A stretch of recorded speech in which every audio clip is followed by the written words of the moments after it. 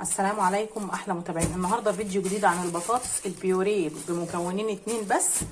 هناكل احلى بطاطس بتاعه المطاعم الشهيره وبطريقه سهله جدا وبسيطه. الاول نغسل البطاطس دي غسله كويسه كده ونسلقها ونهرسها ونعمل احلى بطاطس بيوريه بتاعه المطاعم الشهيره. خدت كده البطاطس تحت الحوض بفرشه تنظيف الخضار كده ونديها بقى الغسله تمام. اقعد ادعك في البطاطس كده عشان ماسكه الجهاز بايدي تمام، وهنضفها وبعد كده نسلقها ونشوف هنعمل احلى بطاطس.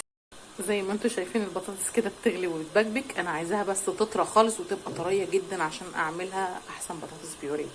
بعد ما البطاطس تستوي هنقشرها بقى ونحطها في ميه بارده ونقشرها. بعد ما هرست البطاطس كده بيوريه بنزل كده عليها بمعلقه ملح وفلفل اسمر وابتدي اخلط المكونات ونشوف هنعمل احلى بطاطس بيوريه. كده بقى جبت مكعب زبده كده وابتديت اسيحه كده على الحله عشان اعمل البطاطس البيوريه بتاعت المطاعم. وبعد ما خلطت الملح والفلفل الاسمر كده تمام، طبعا كلنا عارفين ان كريمه الطهي غاليه جدا، فاحنا هنستبدلها بكوبايتين حليب بس يكونوا يعني كاملين الدسم، يعني يكون دسمها عالي قوي قوي.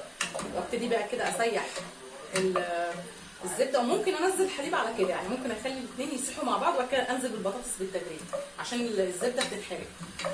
تمام اهو، هاخد مكعب زبده كبير كده زي الناس عشان احط البطاطس البيوريه بتاعت المطاعم الشهيره اللي احنا عارفينها بتقدم لنا مع المشويات. خلاص انا ساحت اهي تمام اهي.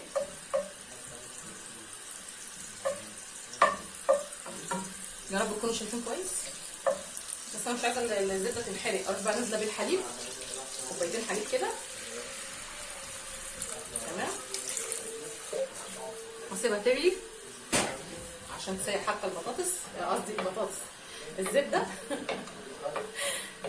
اول بس غلوه كده محترمه، وبعد كده ننزل البطاطس بالتدريج ونعمل احلى بطاطس بيوريه. نروح ندفع في المطاعم رقم وقاده في الحاجات دي، ممكن مع ان احنا ممكن نعملها باسهل الطرق وابسط الطرق.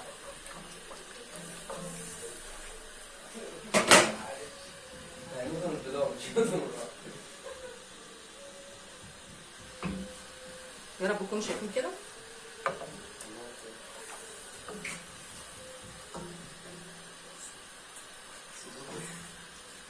تمام. اول بس ما تاخد اول غلوه هروح منزله البطاطس بالتدريج.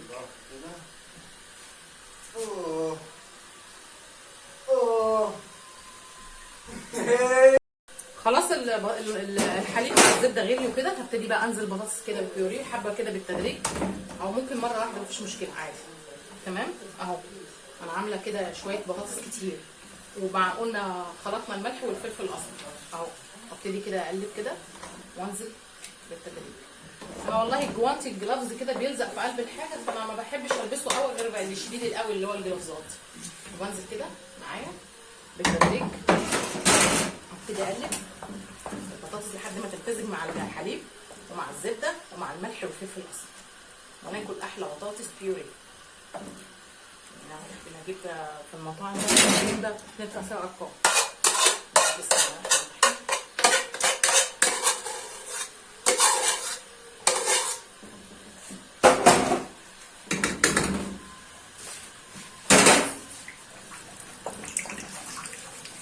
بقى اقلبها كده في التدريج لحد ما تمتزج المكونات كلها مع بعض.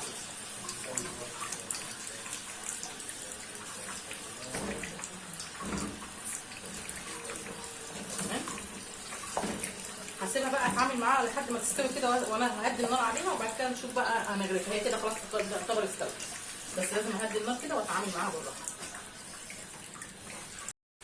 خلاص كده البطاطس زي ما انتم شايفين كده هديت النار عليها شربت بقى الحليب مع الزبده، وخلاص كده انتهينا من البطاطس اللي هي الهاش اللي هي البيوريه اللي بنقدمها في المطعم. تمام، وخلاص على كده. ده كان فيديو النهارده عن البطاطس البيوريه اللي بتتقدم في المطاعم الشهيره مع المشويات.